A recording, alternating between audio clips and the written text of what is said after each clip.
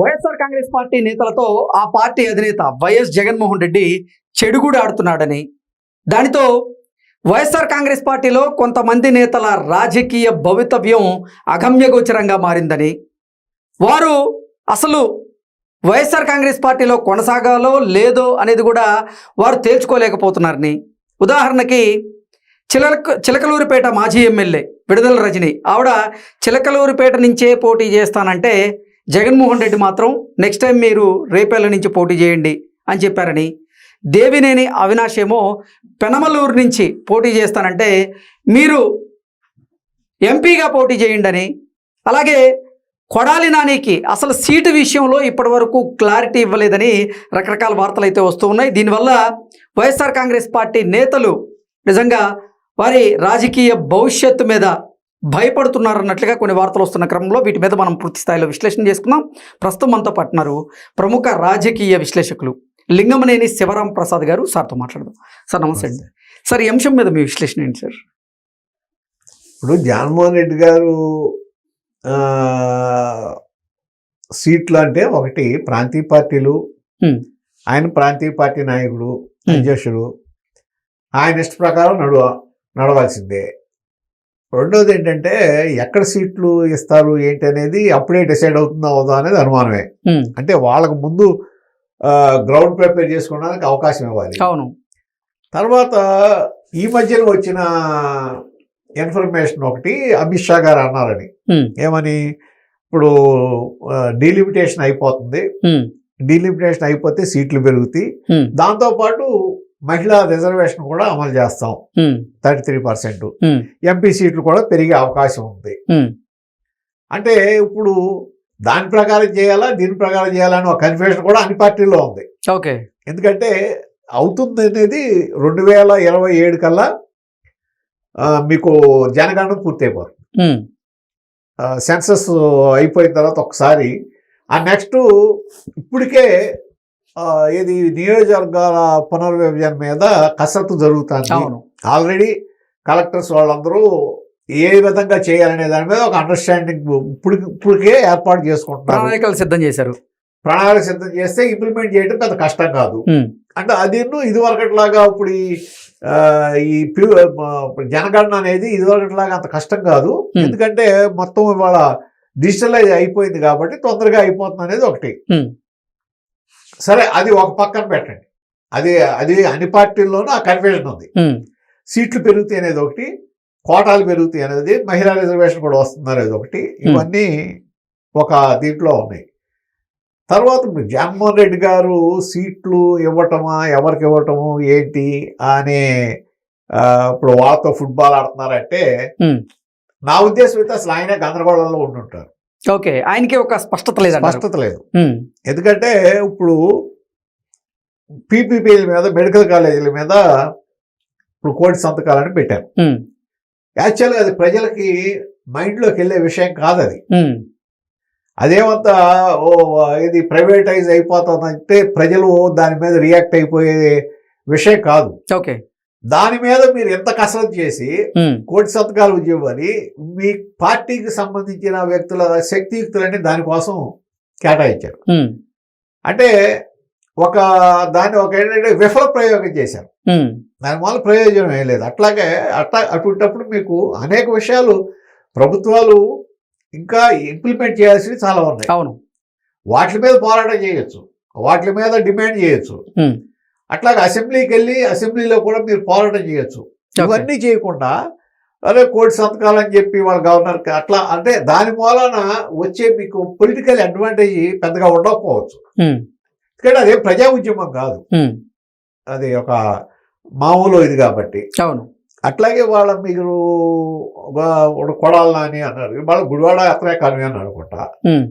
అలాగే విజయవాడ ఈస్ట్ కూడా దేవినేని అవినాషే కన్వీనర్. అంటే ఆ దేవినేని అవినాష్ ఏమో పెనమలూరు అసెంబ్లీ నియోజకవర్గం నుంచి పోటీ చేస్తానని ఆయన కోరుకుంటూ ఉంటే, జగన్మోహన్ రెడ్డి మాత్రం లేదు మీరు ఎంపీగా పోటీ చేయాల్సిందే అంటూ ఆదేశాలు ఇచ్చినట్లుగా, అలాగే విడుదల రజనీకి కూడా మీరు చిలకలూరుపేట నుంచి కాదు రేపల్లి నుంచి పోటీ చేయాలని తేల్చి చెప్పినట్లుగా, మరికొంతమందికి అసలు మీరు పార్టీలో ఉండదలుచుకుంటే యాక్టివ్గా ఉండండి లేదంటే వెళ్ళిపోండి అని చెప్పినట్లుగా, ఇంకొంతమందికి ఏమో అసలు సీట్ల విషయంలో ఒక స్పష్టత ఇవ్వనట్లుగా రకరకాల వార్తలు వస్తున్నాయి. ఒకటి, జగన్మోహన్ రెడ్డి ఆయన నష్టపోయింది పూర్తిగా ఎవడ మూలనంటే ఈ నోటి దురద ఉన్న నాయకుల మూలన. ఓకే, ఇప్పుడు వల్లభైన మనిషిని తీసుకోండి, అసెంబ్లీలో ఏం మాట్లాడాడు భువనేశ్వర్ గారి గురించి, అట్లాగే ఇప్పుడు కొడాల నాని, విడదల రజని, తర్వాత ఆయన గోరంట్ల మాధవ్ మాజీ ఎంపీ, తర్వాత అంబటి రాంబాబు, ఇట్లా కొంతమంది మీరు లిస్ట్ తీసుకుంటే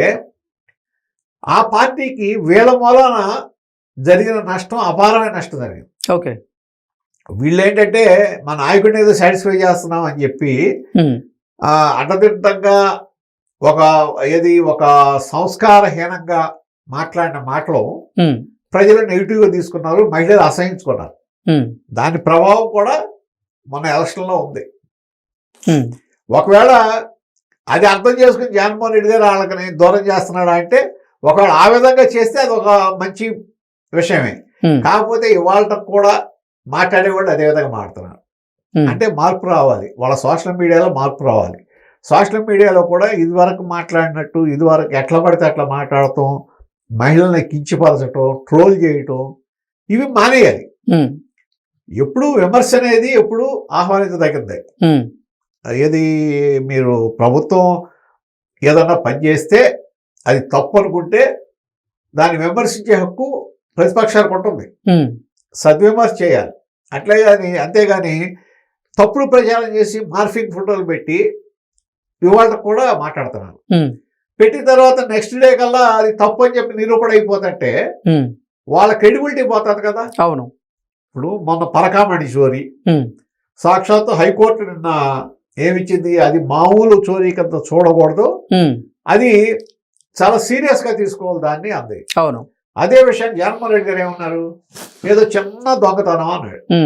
చాలా చిన్న దొంగతనం. ఆ చిన్న దొంగతనానికే మేము 14 కోట్ల రూపాయలు ఆయన ఆస్తులు బదిలీ చేయించాము. చిన్న దొంగతనము పెద్ద దొంగతనము ఆయన అక్కడ అప్పుడే చేశాడు, ఎన్ని సంవత్సరాల నుంచి చేస్తున్నాడు, అది తేల్చడానికి మీరెవరు గవర్నమెంట్, దాన్ని దర్యాప్తు సంఘాలకు అప్పచెప్పి, అవును, ఏసీబీకో సిబిఐకో లేకపోతే ఇంకోళ్ళకో పోలీసుకు అప్పచెప్పి అసలు ఎప్పటి నుంచి జరుగుతుంది, ఎంత ఈయన ఆస్తులు ఎంత ఉన్నాయి, ఈయన ఆదాయం ఎంత, ఈ అక్రమ ఆస్తులు ఎన్ని ఉన్నాయి, ఇవన్నీ మదింపు చేసిన తర్వాత కదా మీరు తీసుకోవాల్సింది. అవును, ఒకవేళ 40 కోట్లు కొట్టేసో లేకపోతే 100 కోట్లు కొట్టేసో మీకు 14 కోట్లు ఇచ్చాడేమో, దాని మీద నిర్ణయం తీసుకునే హక్కు మీకు ఎక్కడిది, మీరు నిర్ణయం తీసుకోకూడదు కదా. దాన్ని తీసుకెళ్ళిపోయి లోకాయుక్తలో మళ్ళీ ముద్ర వేసుకుంటారు.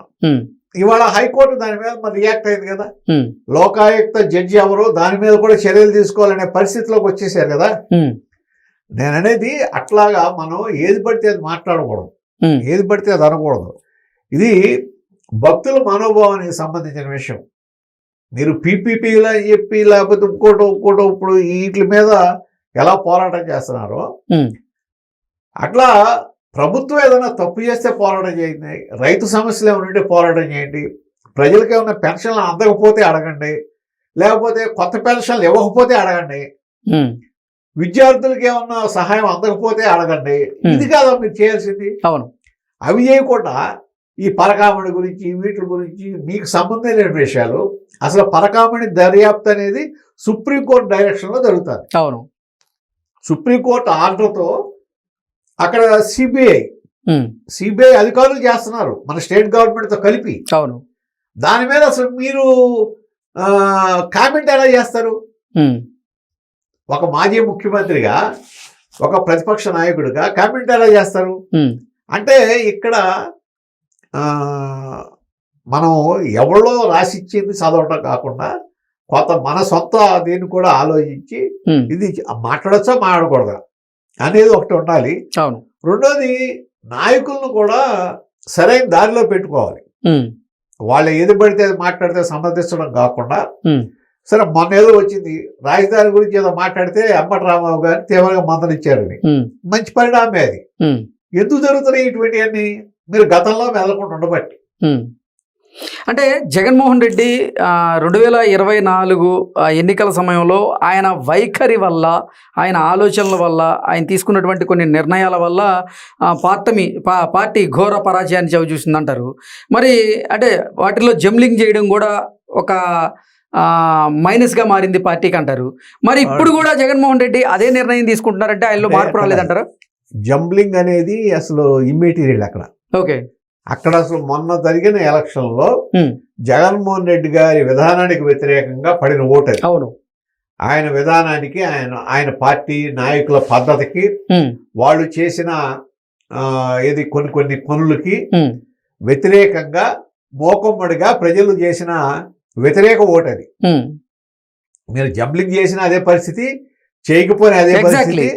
కానీ అంటే ఒక నియోజకవర్గానికి అసలు పరిచయం లేని వ్యక్తిని అక్కడ ఎమ్మెల్యేగా పోటీ చేయించడం ఆ పార్టీ తరఫున, ఆ నియోజకవర్గ ప్రజలు కూడా అతన్ని ఓన్ చేసుకోలేకపోవడం, అది పార్టీకి మైనస్ గా. కరెక్టే. మరి కూటమిలో అదే విధంగా వచ్చిన వాళ్ళు గెలిచారుగా. ఓకే. అసలు కూటమిలో మీకు ఎక్కడ ఆ ప్రాంతానికే పరిచయం లేనాళ్ళు, ఆ ప్రాంతానికి సంబంధం లేనాళ్ళు. ఇప్పుడు మీరు సత్యకుమార్ గారిని తీసుకోండి, బీజేపీ ఇప్పుడు ప్రెసిడెంట్ మినిస్టర్ గారు. ఆయన వెళ్ళి ఎక్కడ పోటీ చేశారు? రాయలసీమలో. రాయలసీమతో ఆయనకి ఏం సంబంధం అవుద్ది? మంచి మెజారిటీతో గెలిచారు కదా. అవును. అట్లాగే ఇప్పుడు అనేక చోట్ల మీరు తీసుకుంటే ఉదాహరణలు చాలా ఉన్నాయి. అంటే అది వేరు, ఆ వేవ్ వేరు. ఆ వేవ్లో ఎవరు పెట్టినా గెలుస్తారు. ఈ వ్యతిరేక వేవ్ ఉన్నప్పుడు ఎవరు పెట్టినా ఓడిపోతారు. ఓకే.